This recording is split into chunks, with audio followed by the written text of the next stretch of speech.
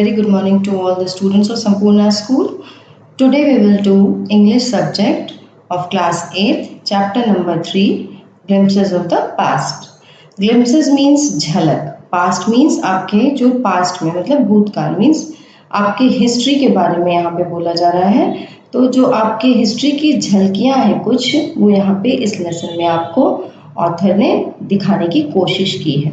ठीक है, before you read, here are some pictorial glimpses of the history of our country from 1757 to 1857। यहाँ पे कुछ जो है पिक्चर के अकॉर्डिंग, पिक्चर की हेल्प से आपको यहाँ पे कुछ हिस्ट्री की झलकियाँ, कुछ इतिहास, भारत के इतिहास के बारे में कुछ झलकियाँ दिखाई गई हैं जो कि 1757 से 1857 तक के बीच की सारी झलकियाँ इसमें मौजूद हैं इस लेसन में। These pictures and speech bubbles will help clarify your understanding of the conditions that led to the event known as the First War of Independence in 1857. Here the author wants to say, जब यहाँ पे pictures और bubbles के through, speech bubbles के through ये clarify किया गया है ताकि आप ये चीज़ समझ सकें उस समय की कंडीशन जब ये इवेंट आया था जो आपके इंडिपेंडेंस का था, और फर्स्ट वॉर इंडिपेंडेंस का जो छिड़ा था 1857 में, वो चीज़ें वहाँ उस समय हुए इवेंट्स के बारे में यहाँ पे मेंशन किया गया है। Number 1, the martyrs. What is martyrs here? Martyrs means शहीद। Martyrs means shaheed. Okay. Here Lata Mangeshkar, she is a good singer. She is standing and she is singing a song here at a function in Delhi. Delhi में एक function हुआ था, वहाँ पे इन्होंने एक गाना गाया था, Oh my countrymen, ऐ मेरे वतन के लोगों, Let your eyes fill with tears, अपनी आँखें आंसुओं से भर लो, ऐ मेरे वतन के लोगों, ज़रा आँख में भर लो पानी।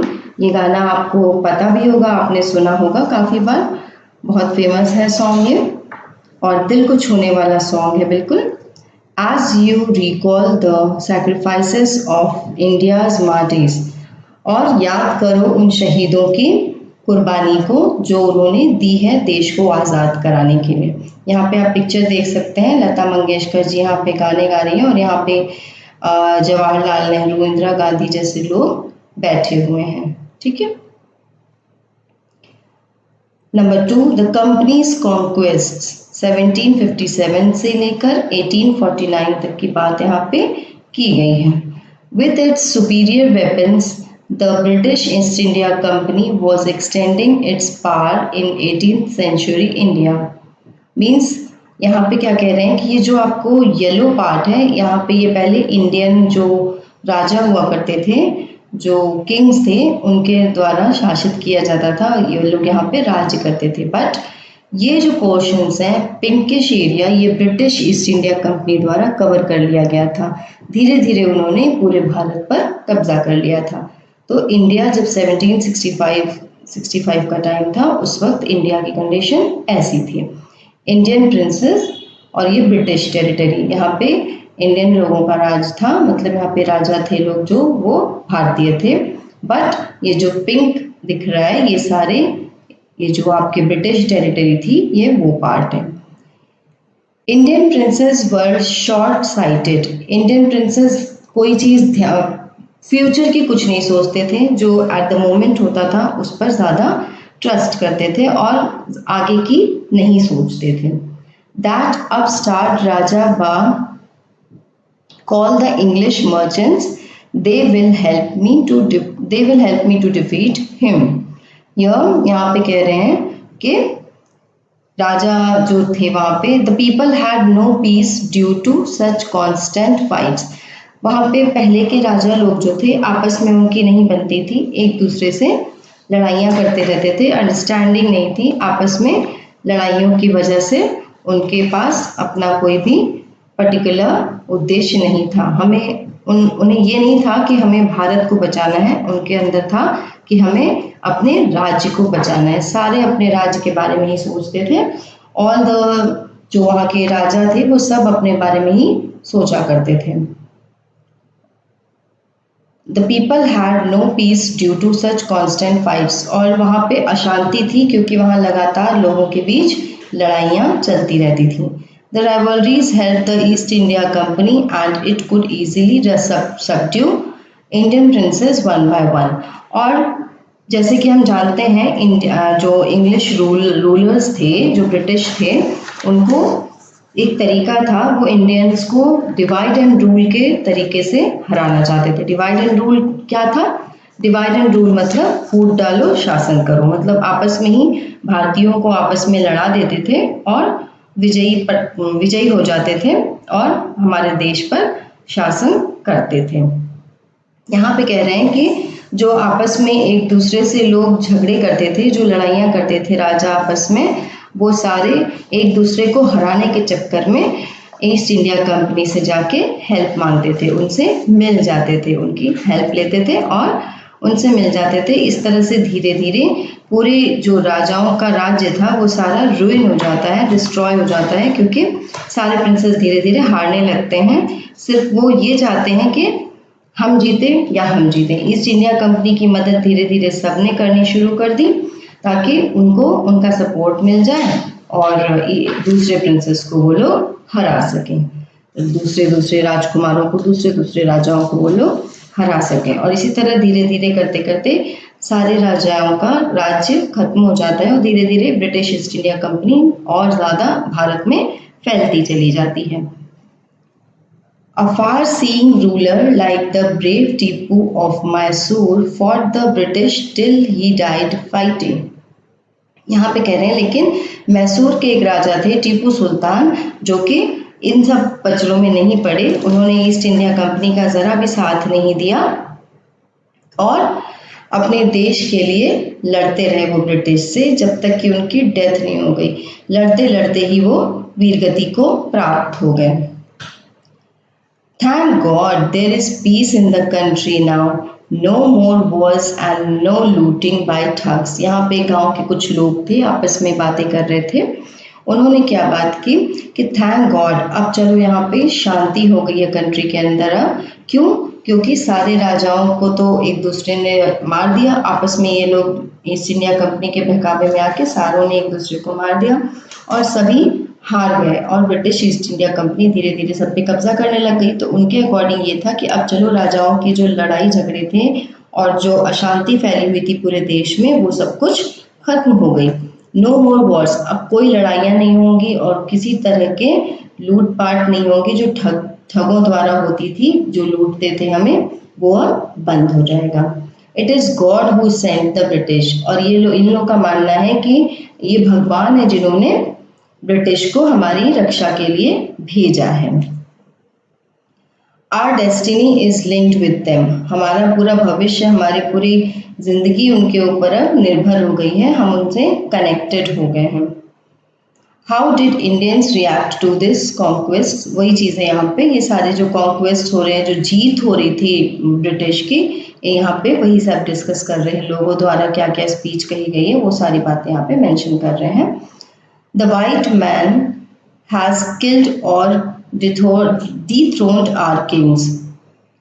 अब यहाँ पे कह रहे हैं सफ़ेद जो आदमी है, सफ़ेद चेहरे वाले, मतलब ब्रिटिश लोगों के लिए कहा गया है, उन्होंने मार दिया एंड डिथ्रोन्ड, मतलब जो हमारे राजा थे सारे, उनको मार के उनको गद्दी से राजगद्दी से उतार दिया। डिथ्रोन्ड मतलब राजगद्दी से उतार दिया और उनको मार दिया।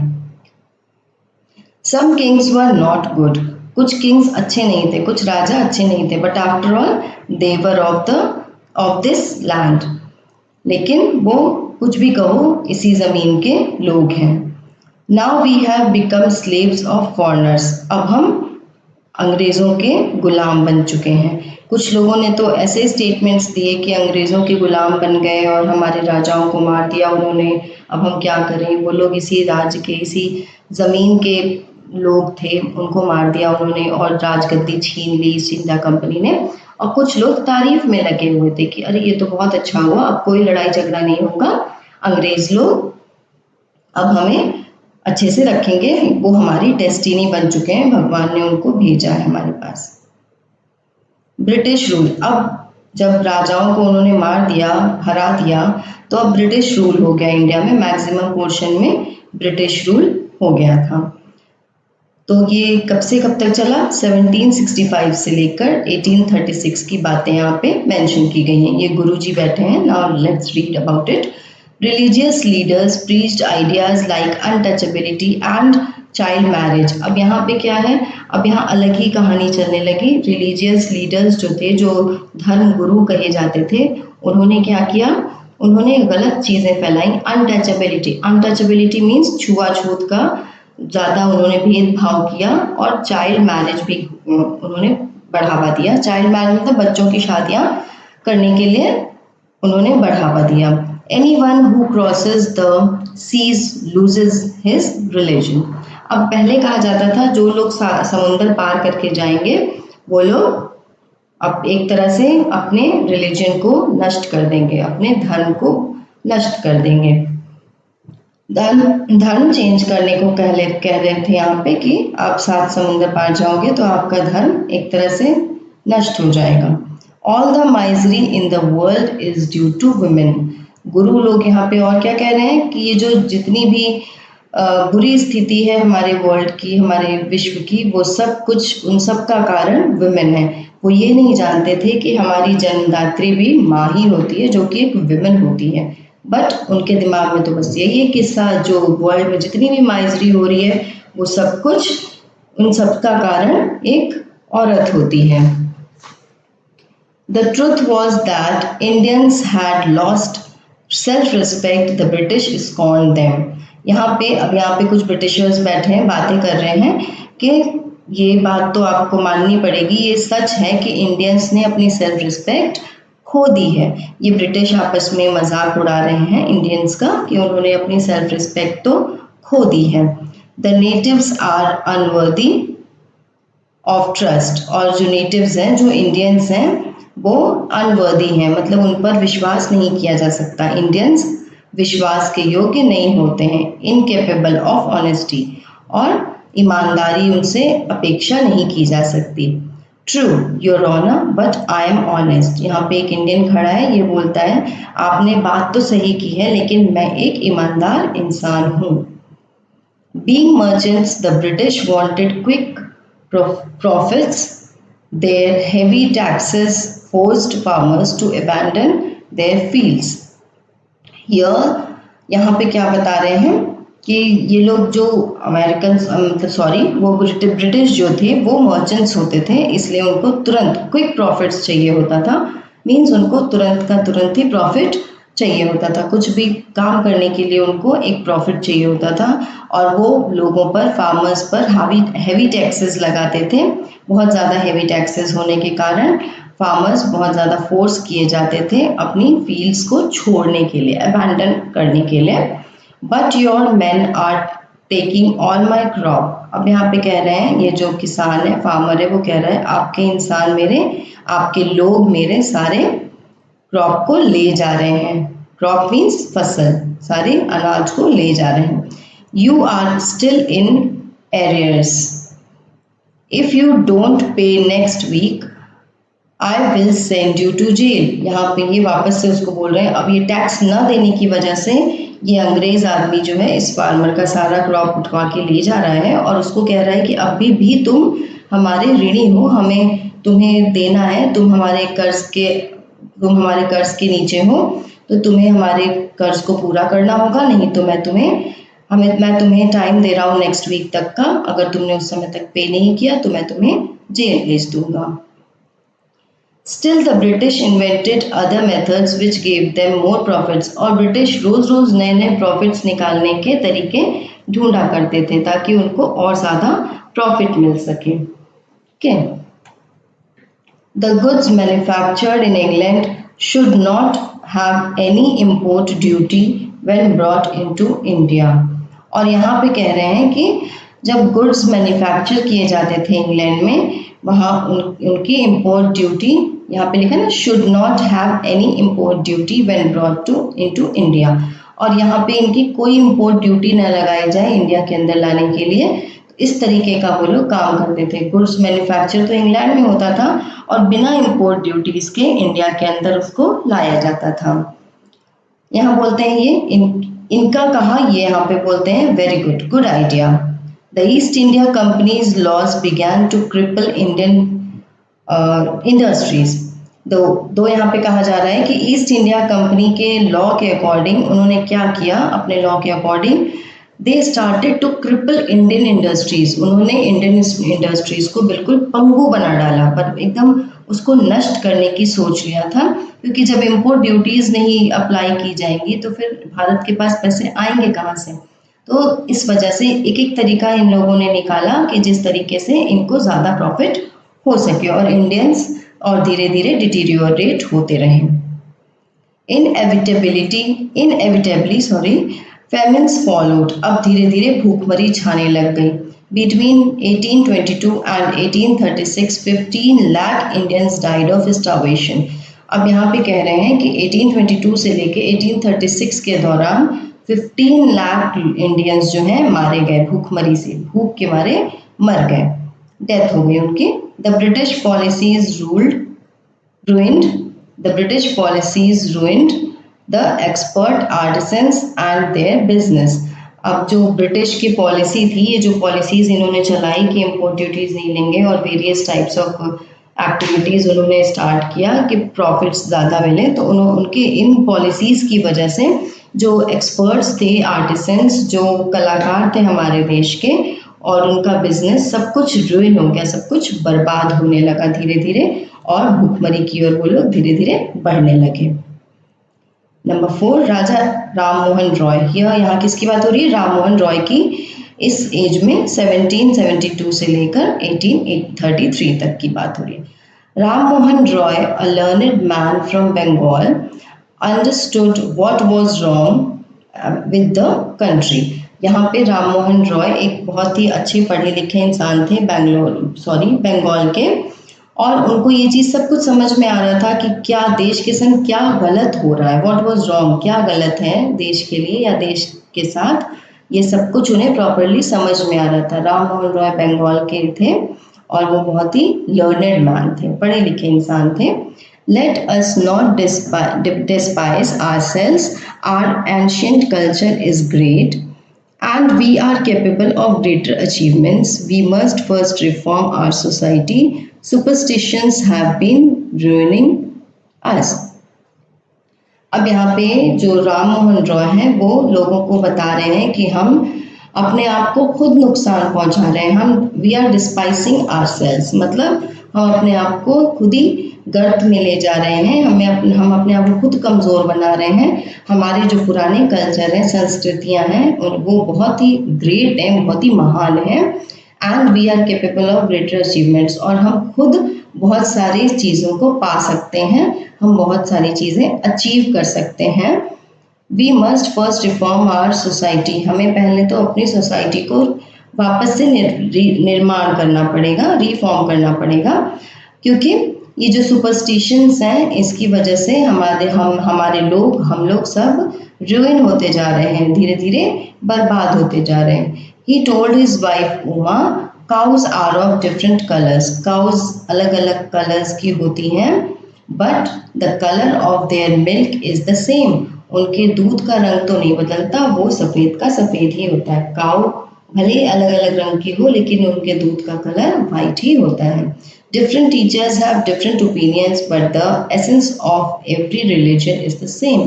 यहाँ पे वो उसको समझा रहे हैं अपनी वाइफ को कि हो सकता है दूसरे अलग अलग टीचर्स का पढ़ाने का तरीका अलग अलग, पर टीचर्स की सोच सब अलग अलग हो, बट उनका जो मेन मोटो होता है वो सबका सेम होता है। एवरी रिलीजन का, जो सारे धर्म हैं, सभी धर्मों के जो गुरु होते हैं, उनका जो पढ़ाना होता है, जो ज्ञान देने वाली बात है, वो सबकी एक ही चीज़ होती है।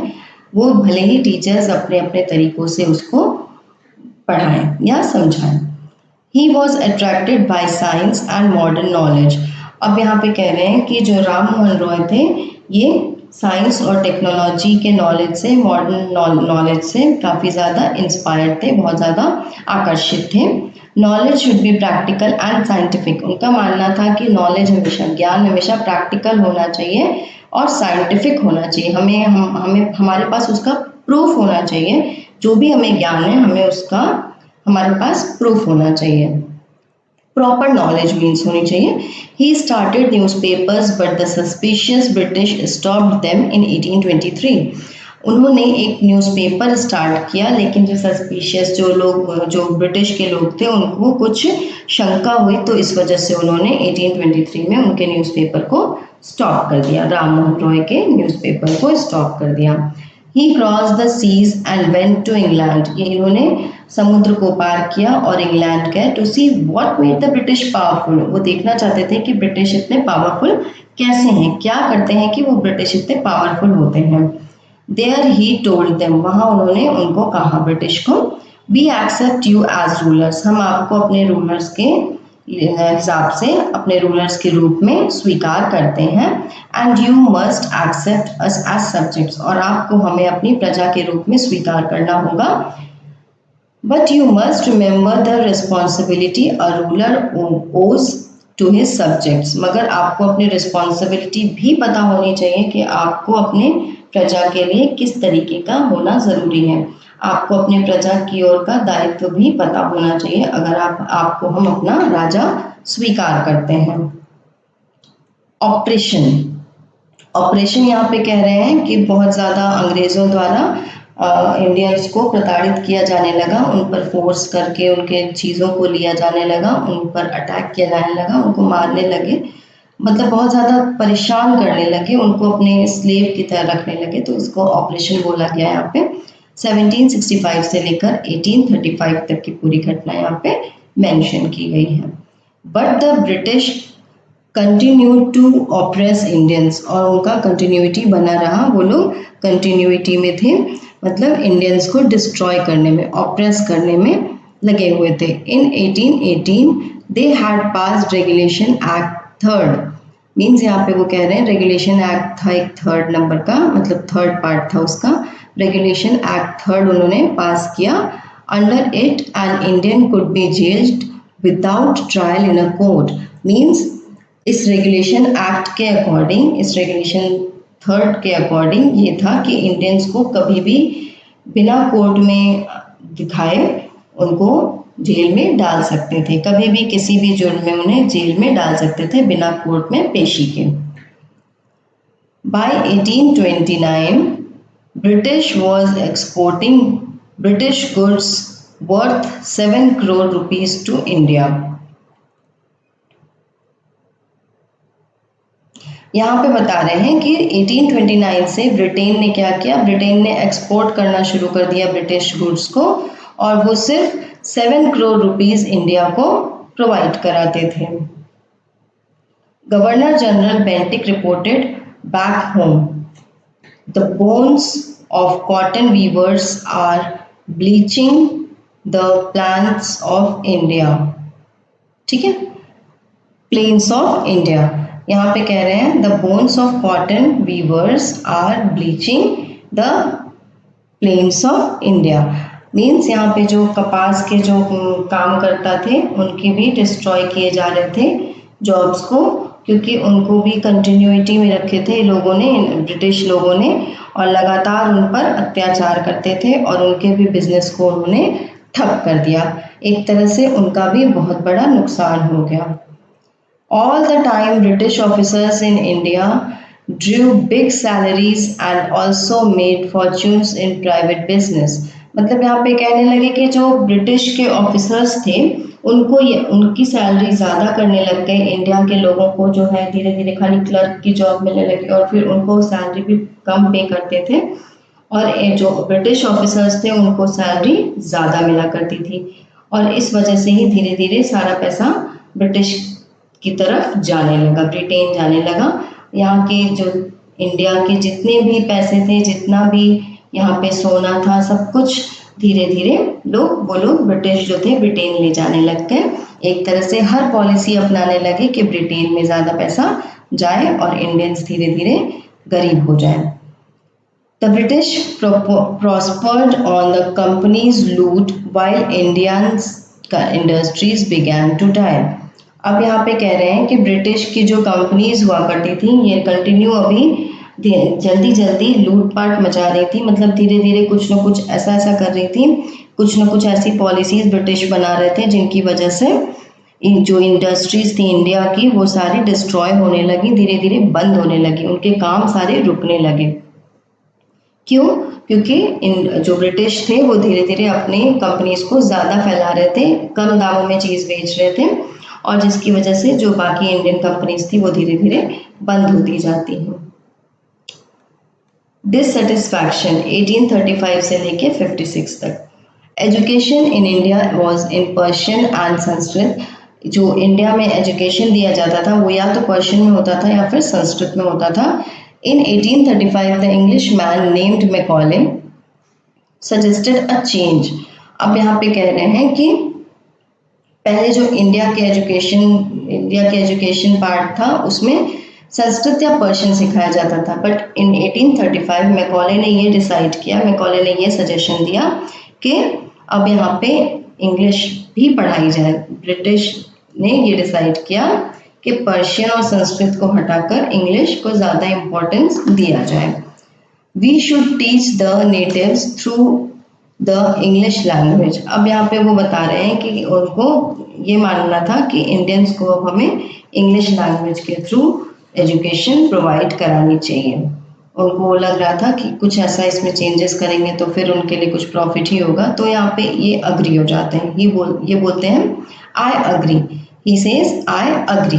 इनका कहना था ठीक है, मैकॉले ये सजेशन देते हैं, then he says I agree, और वो मान जाते हैं। By 1856 the British had conquered the whole of India. और धीरे धीरे 1856 आते आते तक ब्रिटिश कंपनीज इतना सारा एरिया कवर कर चुकी रहती है इंडिया का, और सिर्फ इतना पार्ट ही बचा रह जाता है। Then English education produced clerks to whom the British gave petty jobs under them. Incidentally, it also produced a new generation of intellectuals. We must educate our brothers and try to improve their material conditions. For that, we must convey our grievances to the British Parliament. अब यहाँ पे कह रहे हैं कि Indian education, यहाँ पे जो इंग्लिश एजुकेशन दी जाने लगी थी लोगों को, तो वो लोग काफ़ी ज़्यादा प्रमोट कर रहे थे इंग्लिश लैंग्वेज को, जिससे कि इंडियंस भी काफ़ी ज़्यादा प्रभावित हो रहे थे, और कहा जा रहा था कि उनको क्लर्क की जॉब दे देंगे और उनको कम से कम पे करेंगे, और बहुत ही ऐसी जॉब्स रहेंगी जो ब्रिटिश के अंडर रहेंगी, उनको खुद का नहीं सपोर्ट करेंगे बट उनको अपने अंडर में रखेंगे। इस तरीके की जॉब्स अप्लाई करने के लिए उनको बढ़ाएंगे, प्रोत्साहित करेंगे, और उनको सैलरी भी कम पे करेंगे। इस तरह से उनकी जनरेशन आफ्टर जनरेशन हमारे कंट्रोल में, ब्रिटिश के कंट्रोल में आने लग जाएगी। बट यहाँ पे लोगों के बीच में भी यही बातें चल रही थी कि हम अपने ब्रदर्स को एजुकेट करेंगे, हम अपने बच्चों को एजुकेट करेंगे, बेटर है कि हम इंग्लिश में एजुकेट करें, क्योंकि हमारे साथ जो हमारे ग्रीवेंसेस, हमारे बुरे दिन हैं, हमारे जो परेशानियों के दिन हैं, वो सारी चीज़ें खत्म हो जाएंगी अगर हम भी इनको पढ़ाना शुरू करेंगे। और अगर हमें कम पेमेंट मिलेगी तो उसकी वजह से हमारे घर और हमारा कारोबार कैसे चलेगा। They cared little about the needs of Indians. और यहाँ पे जो ब्रिटिश हैं वो बिल्कुल ही, मतलब उनको भारतीयों की ज़रूरतों के बारे में बिल्कुल कोई चिंता नहीं थी, वो उनके बारे में कोई एक्स्ट्रा एफर्ट ही नहीं डालना चाहते थे। Our kings have become puppets. हमारे जो राजा हैं वो सारे ही पपेट्स बन चुके हैं, कठपुतली बन चुके हैं। And we have lost our old jobs. और हम अपने पुराने जॉब्स को छोड़ चुके हैं, मतलब अब हम वहाँ पे जॉब नहीं कर सकते क्योंकि अंग्रेज़ों ने वो सारी चीज़ें बंद कर दी हैं। एंड लैंड्स, हमारे पास अब हमारी ज़मीनें भी नहीं हैं। They are converting our brothers. और वो हमारे जो दोस्त लोग हैं, हमारे भाई लोग हैं, हमारे देश के लोग हैं, उनको कन्वर्ट कर रहे हैं क्रिश्चियनिटी में। मतलब वो एक तरह से कह रहे हैं कि धर्म परिवर्तन भी करने लग गए थे। जो ब्रिटिश लोग थे वो लोगों का धर्म परिवर्तन भी करने लग गए थे ताकि उनके लोग ज़्यादा से ज़्यादा वहाँ हो सके, उनके धर्म के लोग। You only talk, do something to drive them out. अब यहाँ पे ये बोल रहे हैं कि आप सिर्फ बातें मत करो, कुछ करो जो कि उनको यहाँ से भगाया जा सके। द स्पार्क्स 1855 टू 1857, यहाँ ये 2 साल की बात की गई है। लेट्स सी यहाँ पे अब क्या होता है। Taxes continued to ruin the peasants, यहाँ पे जो फार्मर्स थे, पीजेंट्स थे, उनके ऊपर लगातार टैक्सेस दिए जा रहे थे, बढ़े जा रहे थे, जिनकी वजह से वो सारे रूइन हो जाते हैं, बिल्कुल बर्बाद हो जाते हैं। इन बंगाल, बंगाल में द संथल्स एक ट्राइबल्स ग्रुप है, ट्राइबरी है। तो जो ट्राइबल्स होते हैं, जो दूसरे प्रजाति के लोग होते हैं, वो सारे जो एक संग रहते हैं ग्रुप में, तो वो क्या करते हैं, Santhals who had lost their lands under new land rules became desperate. In 1855, they rose in rebellion and massacred Europeans and their supporters alike. यहाँ पे बता रहे हैं कि जो संथल्स थे, जो ट्राइबल नोमैड्स थे, वो क्या कहते हैं कि अब वो बिल्कुल दुखी हो चुके हैं, क्योंकि उनके पास अब ज़मीनें नहीं है, वो इधर उधर भटक रहे हैं, उनके पास कुछ भी नहीं है, वो हर तरीके से रुइन हो चुके हैं। क्यों? क्योंकि वो जो न्यू लैंड रूल्स बने थे उसके अकॉर्डिंग इनके पास अब कुछ नहीं बचता है, ये सारी तरह से कंगाल हो चुके रहते हैं। 1855 में रिबेलियन अटैक होता है, मीन्स वो लोग आपस में, मीन्स उनके अंदर ये जागरूक हो जाता है कि हमें रिबेल करना चाहिए, हमें विरोध करना चाहिए इस चीज़ का। Discontent was brewing in the East India Company's army too, the white soldier gets huge pay. अब यहाँ पे कह रहे हैं कि इंडियन आर्मी भी जो थी, वो भी, उनको भी बहुत लॉस था, क्योंकि ईस्ट इंडिया कंपनी की जो आर्मी थी उसको ज़्यादा पे किया जाता था, वाइट मैन जो थे उनको ज़्यादा पे किया जाता था, और जो इंडियंस थे, जो आर्मी के अंदर इंडियन लोग भी थे, और लेकिन उनको कम पेमेंट मिलती थी। While we get a pittance and slow promotions, और इनको प्रमोशंस भी नहीं मिलते थे, इनको बहुत ही ज़्यादा नीचे तरीके से रखा जाता था, निचले तरीके से, ताकि ये ज़्यादा ऊपर ना जा सके, ब्रिटिश हमेशा ऊपर रहे, उनका ये मानना था। The अंग्रेज asked us to cross the sea which is against our religion. Who is the टोपी वाला to abolish our age-old customs? We must drive out the अंग्रेज। अब यहाँ पे बातें हो रही हैं, यहाँ पे जो फार्मर्स पीजेंट्स हैं, यहाँ के जो लोग हैं, वो बातें कर रहे हैं कि अंग्रेज ये चाहते हैं कि हम समुद्र को पार करें, जो कि हमारे धर्म के खिलाफ है। समुद्र पार करना मतलब अपने धर्म परिवर्तन करना। तो उनको ये लगता था कि अंग्रेज चाहते हैं कि हम धर्म परिवर्तन करें, जो कि हमारे देश के खिलाफ है, जो हमारे धर्म के खिलाफ है, वो हमारे देश को पूरी तरह से, हमारे कल्चर को, हमारे धर्म को पूरी तरह से एबॉलिश मतलब खत्म करना चाहते हैं, स्पॉइल करना चाहते हैं। हमें अंग्रेजों को यहाँ से भगाना ही होगा। Sipahi Mangal Pandey attacked the adjutant of his regiment and was executed। अब वो बोल रहे हैं कि एक मंगल पांडे नाम का एक सिपाही था उनके आर्मी में, जो कि उनके खिलाफ खड़ा हो जाता है कि वो नहीं मानेगा इस चीज़ को। क्यों? मतलब यहाँ पे क्या कहना चाहते हैं, एक्चुअली क्या हुआ था, यहाँ पे जो बंदूकें हुआ करती थी, उनके ऊपर जो होता था एक कवरिंग, उसको हटाने के लिए वो किस चीज़ से बना होता था? सुअर और गाय के मांस से। तो अगर मुस्लिम होता तो वो सुअर को बिल्कुल नहीं पसंद करते हैं, तो उनके धर्म के खिलाफ भी था। और जो काऊ तो हिंदूज के लिए कितनी इम्पोर्टेंट होती है, एक माँ मानी जाती है, उनको कैसे वो इस तरह से देख सकते थे? तो इस वजह से हिंदू मुस्लिम दोनों ही उनके खिलाफ हो जाते हैं ब्रिटिश के। और इसी चक्कर में जो मंगल पांडे थे, उन्होंने फर्स्ट जो है उन्हों पर अपने जो रेजिमेंट के अथॉरिटी के जो इंसान थे, जो ऑफिसर थे, उन पर अटैक किया। Then thousands of other sipahis revolted, और उसके बाद बहुत हजारों तादाद में सिपाहियों ने अटैक किया, रिवोल्ट किया इस चीज़ के लिए। दे वर स्ट्रिप्ड ऑफ देयर यूनिफॉर्म्स, और उन्होंने अपने यूनिफॉर्म को फाड़ फूड़ के निकाल दिया। मीन्स उन्होंने, उनको ये चीज़ बिल्कुल नहीं बर्दाश्त थी। और humiliated and put in irons, और उनको बहुत ही ज़्यादा तकलीफ में दिया गया, तकलीफ दी गई, और बहुत ज़्यादा इनके बीच आपस में लड़ाइयाँ भी हुई रिवोल्ट में। Few Englishmen had cared to understand Indian customs or the people's mind. Oh, proud Brahmin soldiers, do you know that the grease on the bullet, ये चीज़ यहाँ पे कही गई है ना, जो ग्रीस लगाई जाती थी बुलेट के ऊपर, you have to bite is made from the fat of cows and pigs. यहाँ पे यही बताया ना कि जो बुलेट्स के ऊपर ग्रीस लगाई जाती थी वो इन चीज़ों से बनाई जाती थी। व्हाट, अब यहाँ पे ये ब्राह्मण है, ये बोल रहे हैं क्या, the white man has deceived us too. और फिर यहाँ पे ये मुस्लिम भी खड़े हैं, ये बोल रहे हैं कि हमारे जो देश के लोगों को इन्होंने, जो वाइट मैन है उन्होंने धोखा दिया। Soon chapatis were sent from village to village to tell the people that their emperor would want their services. Yes, all my village men will be ready. Similarly, lotus flowers circulated among Indian soldiers, death to the foreigner. The masses gave all help and shelter to the patriots. यहाँ पे कहा जा रहा है कि धीरे धीरे चपातीस और ये सारी चीज़ें गांव से गांव पहुंचाई गई और कहा गया, राजाओं द्वारा ये मैसेज दिया जाने लगा कि आप हमारी मदद करो, हम यहाँ पे देश के लिए लड़ेंगे। मीन्स हम देश के लिए आगे बढ़ेंगे और ब्रिटिश को यहाँ से भगाने की पूरी कोशिश करेंगे। सबने एक दूसरे से हाथ मिलाना शुरू कर दिया। धीरे धीरे ये एक गांव से दूसरे गांव, दूसरे गांव से तीसरे गांव, ये बातें फैलती गई और धीरे धीरे यहाँ पे इंडियन सोल्जर्स के जो आर्मी में लोग थे उन्होंने क्या किया, लोटस फ्लावर भेजा अपनी तरफ से to the death of the foreigners की डेथ के लिए, मतलब उनको हराने के लिए।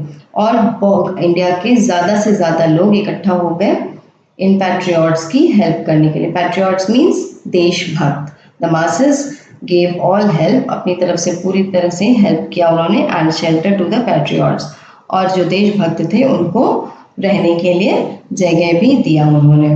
Okay, then revolt. अब इसके बाद रिवोल्ट स्टार्ट होता है 1857 में। Then there was a violent outbreak at Meerut. Meerut में सबसे पहले आउटब्रेक हुआ इस चीज़ का, मतलब यहाँ पे रिवोल्ट स्टार्ट हुआ। द रिबेलियन स्प्रेड वाइडर, और रिबेलियन काफ़ी सारे फैल गए इधर से उधर और रिबेल करने लगे। द सिपाहीज मार्च टू दिल्ली, और ये जो सारे सिपाही थे दिल्ली की ओर चल पड़ते हैं। Long live our emperor Bahadur Shah Zafar, और ये जो राजा थे जिनके बारे में मैंने आपको बताया है, जिनके द्वारा मैसेज गया था सबके पास गांव से गांव, वो थे बहादुर शाह जफर। यहाँ पे कह रहे हैं बहादुर शाह की जय, मीन्स राजा बहादुर शाह की जय। Long live our emperor Bahadur Shah. Many landlords had lost their lands because of the British policies and they were sore. यहाँ पे कह रहे हैं कि बहुत सारे लोगों ने अपनी ज़मीनें हार ली थी, मतलब हार गए थे वो लोग अंग्रेज़ों से, जिसकी वजह से वो लोग बहुत ज़्यादा गरीब हो गए, बहुत ज़्यादा दुखी हो गए। तो वो सारे राजा के साथ मिल जाते हैं अंग्रेज़ों को हराने के लिए। The white man's rule must end. यहाँ पे सब एकजुट होकर कहते हैं कि इंडिया में जो सफ़ेद लोग हैं उनका राज्य खत्म होना चाहिए। यस वी विल हेल्प ना यू, और ये कहते हैं हाँ हम आपकी मदद करेंगे। The fight for freedom 1857। यहाँ पे कह रहे हैं many farmer rulers like Begum Hazrat Mahal of Lucknow व bitter, the white man has taken away my kingdom. यहाँ पे जो हजरत बेगम है, जो लखनऊ की बेगम है एक्चुअली थी उस वक्त, तो वो भी काफ़ी ज़्यादा मतलब गुस्सा थी ब्रिटिश से, क्योंकि उनका भी राज्य, उनकी भी ज़मीनें ब्रिटिश ने हथिया ली थी। काफ़ी कुछ राज्य पूरा उनका हासिल कर लिया था ब्रिटिश ने, इसलिए वो भी उसमें ज्वाइन हो जाती हैं रिवोल्ट में। They joined the upsurge against the foreigner, और वो भी ज्वाइंट हो जाती हैं अगेंस्ट द फॉरेनर, मतलब अंग्रेज़ों के खिलाफ। Arimulla Khan told Tatya Tope, We should have Peshwa Nana Sahib as our leader in this war of independence. Tatya Tope, Amirullah Khan बोलते हैं तात्या टोपे को कि हमारे जो पेशवा नाना साहिब हैं उनको हमारे जो वॉर है उसका लीडर बनाना चाहिए। जो वॉर ऑफ इंडिपेंडेंस हम करने जा रहे हैं उसका लीडर बनाना चाहिए पेशवा नाना साहिब को। The patriots pounced upon the British and fought pitched battles all over North India, और पूरे नॉर्थ इंडिया में अंग्रेज़ों के खिलाफ जंग छिड़ गई। Popular leaders like Maulvi Ahmadullah of Faizabad told the people, "Rise, brothers, rise! The Angrez is ruin our land." यहाँ पे ये इनको जागरूक कर रहे हैं जो फैज़ाबाद के हैं अहमदुल्ला कि आप जागो हमारे भाइयों, आप जागो और जो अंग्रेज़ हमारे देश को नष्ट कर रहे हैं, बर्बाद कर रहे हैं, हमारी ज़मीनों को बर्बाद कर रहे हैं, उनके खिलाफ जंग लड़ो। द पीपल रोज एवरीवेयर, सारे लोग जागरूक हो गए। इन बरेली, कानपुर, इलाहाबाद, सब जगह लोग जागरूक हो गए। 80 years old Kunwar Singh of Bihar received a bullet in his wrist. Mother Ganga, this is my last offering to you. अब यहाँ पे बता रहे हैं कि बिहार के जो कुंवर सिंह थे उनको रिस्ट पे गोली लग जाती है, बुलेट लग जाती है और वो ये कह के खत्म हो जाते हैं, वीर गति को प्राप्त हो जाते हैं, माँ गंगा ये मेरा लास्ट ये मेरा अंतिम ऑफर है आपके लिए, ये मेरा अंतिम अर्पण है आपके लिए। So from our freedom movement से ली गई है, एस डी सावंत ने निकाला इसको। And these are all for the explanation part for today, and you have to just go through the lesson again and मतलब you have to understand it properly. आपने इस explanation की help से काफ़ी कुछ समझ लिया होगा, and you have to just go through the chapter and read it properly. That's all for today. Thank you.